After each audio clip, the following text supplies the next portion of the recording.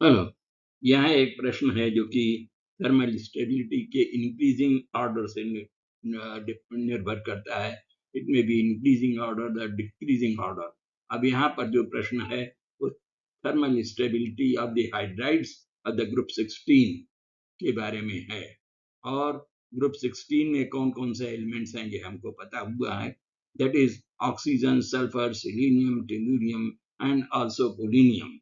अब इनके हाइड्राइड्स के बारे में, उनके बढ़ते या घटते क्रम के बारे में प्रश्न यहाँ पर है, और ये यहाँ पर 4 ऑप्शंस के रूप में दिया हुआ है।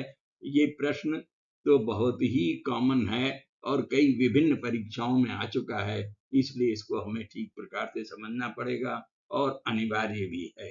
अब आप देखिए, कुछ और बात करें उसके पहले हमें ये मालूम होना चाहिए व्हाट इज थर्मल स्टेबिलिटी।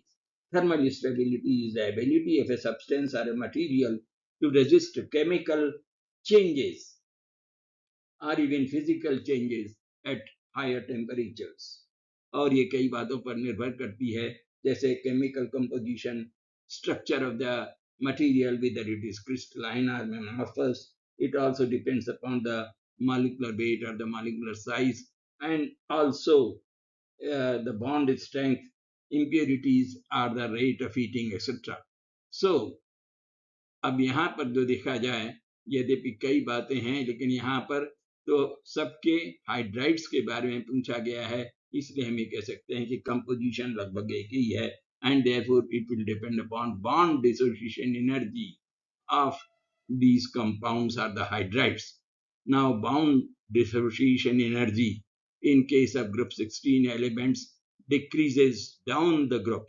मतलब ये हुआ कि नीचे जो सबसे नीचे इस ग्रुप में जो एलिमेंट है उसका बॉन्ड डिसोसिएशन एनर्जी सबसे कम होगा, फिर उसके ऊपर जो है उसका और अधिक होगा।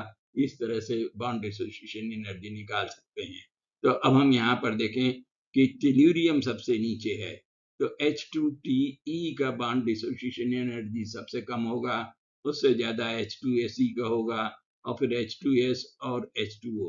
Well, this is the increasing order. H2O का बॉन्ड डिसोसिएशन एनर्जी सबसे ज्यादा होगा। ओके, तो that's the answer here.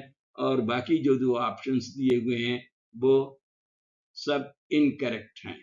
So the answer is B, and that is H2SE, H2Te lesser than H2Se, lesser than H2S, lesser than H2O.